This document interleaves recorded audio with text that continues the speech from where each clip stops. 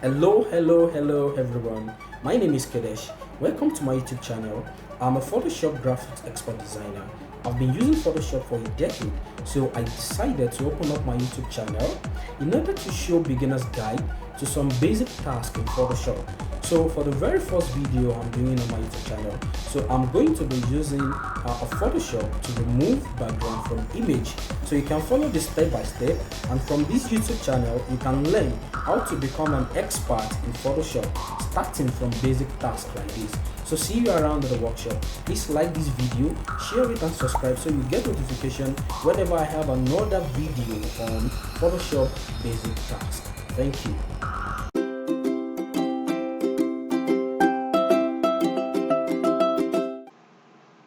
Hello guys, welcome back to the workshop. My name is Kiresh and this is Photoshop basic task. So today our basic task in Photoshop is removing background. So we'll be using my picture as an example. We want to remove the background from this image. So an healthy way to start is to come to your background, right click and click on duplicate layer. So you can rename this as original layer and click OK. So the reason why I like duplicating the background is because in Photoshop, whenever I'm working, whenever I'm designing, I'm using graphics tools, I make sure I keep the original background intact so that whenever I have, whenever the image I'm working on is messed up, I can always go back to the original background to retrieve the picture.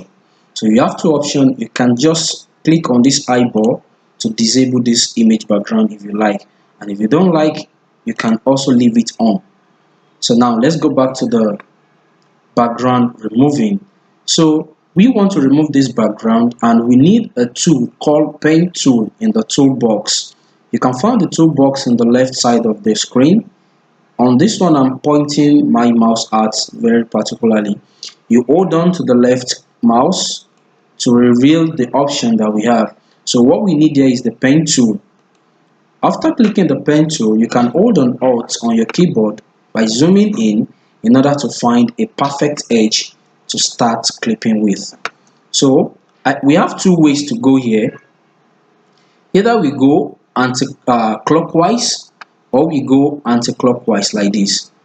So the reason why we can go anti-clockwise like this is a very shortcut method which we can use. But I don't want to do that in this video for the purpose of basic task for beginners. So let's use the proper method, which is the clockwise. So I'm zooming in to find a perfect match to start with. So I'm starting from here. As you can see, as I drag, if you drag it too much and leave it like this, your image is going to get caught and it's going to create a curve. If you drag it up, it's going to come to the other side.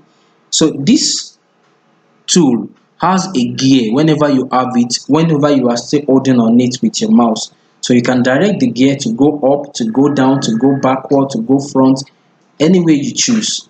So that is why I did that. So I'm using Ctrl Z to go back to the starting point in order to find a clear path. So now I'm using this gear to control the perfect one that I prefer to use. So this middle box, hold on your Alt and click to cut it out so that you begin another new part to follow the previous pattern.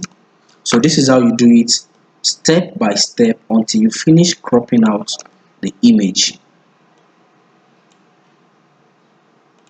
Don't forget the step. First, open the image.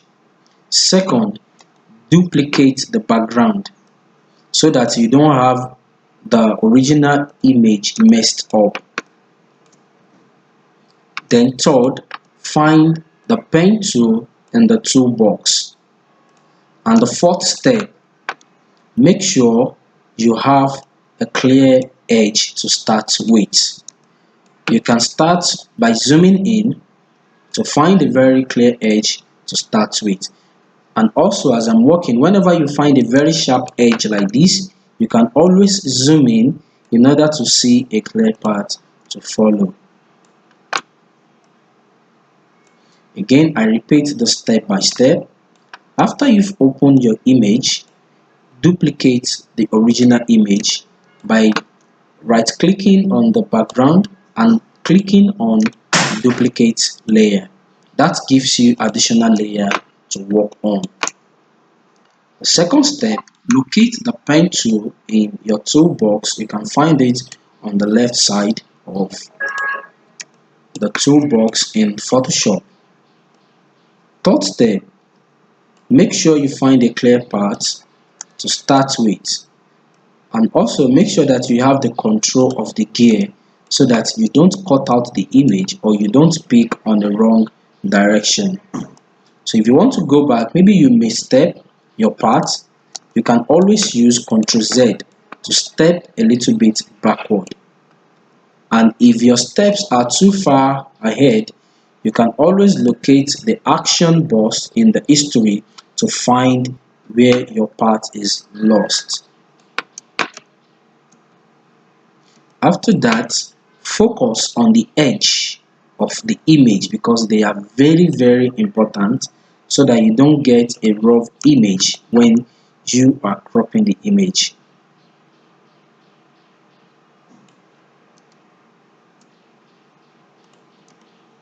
Then make sure you work with your Alt and scrolling, so it makes your work very fast and it makes your work neat.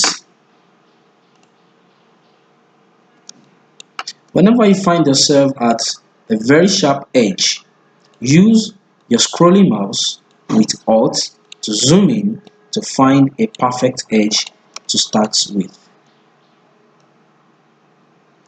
I'm using a very slow method and I taking my time because this is a tutorial video.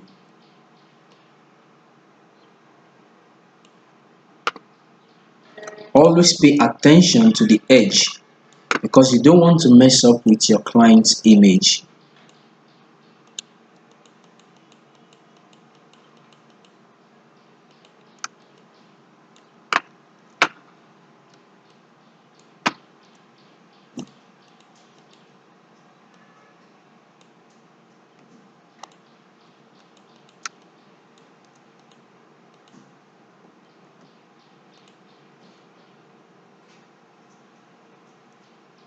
So now, at the beginning of the video, I said you can use anti-clockwise. If I want to use anti-clockwise, I just go back up like this and finish my image here. Once I finish the image, you select, you click on select. It's going to bring you an option to add feather radius. So the work of the feather radius is to make sure that the edges that you've cut in are smooth, so you don't have a sharp edge on your image. So once you hit on this, okay, it's going to bring itself automatically. So you have two options. You can press delete. So if I press delete, the image, the background is gone already. So that is a sharp, very and fast method. So now let's go back to our closing part. Remember I told you, once you find your step too far, you can use your action to trace where you are. So this is where I'm looking now. I want to close it normally without using the shortcuts. So I'm closing my image here. Again, click on selection here. Selection, your feather radius 3. Click on OK. It's going to select the image. Ctrl C and Ctrl V. That is the second aspect of the image which you can use. So now it has selected the image. You can see the image is out. So you can click on this original background to disable. So once you hit on this delete, hit on the delete, is gone. But for the purpose of changing this background to white, we need a white background on this image. You can do it in two ways. You can lay a gradient, which is called gradient overlay. But to do that, we will be needing the background back. I record the background by using Ctrl Z. So after that, click on this background, double click on it to give it a layer name. You can put it as original or any name of your choice. Hit on OK. Then this option is going to come out as FX. Click on the FX and choose gradient overlay. So let's wait for gradient overlay to come. So you can choose from the option to use a white background by clicking on this gradient box, using these two edges of image, double click and select white background or red background or whatever background you want to use. Either black, either any background you want to use, yellow, pink, whatever background you want to use. But in this scenario, I'm using a plain white background. Click on OK, click on OK, click on OK. So that is how to drop a gradient overlay on the image after we have cropped it out. I hope you have learned one or two things. Please don't forget to put your opinion on the comment section below, or if you have any other question on what you want me to clarify, I will simply upload another video for that purpose only. Please like, share and subscribe to this channel so that you receive more notification whenever we have another Photoshop basic task for you.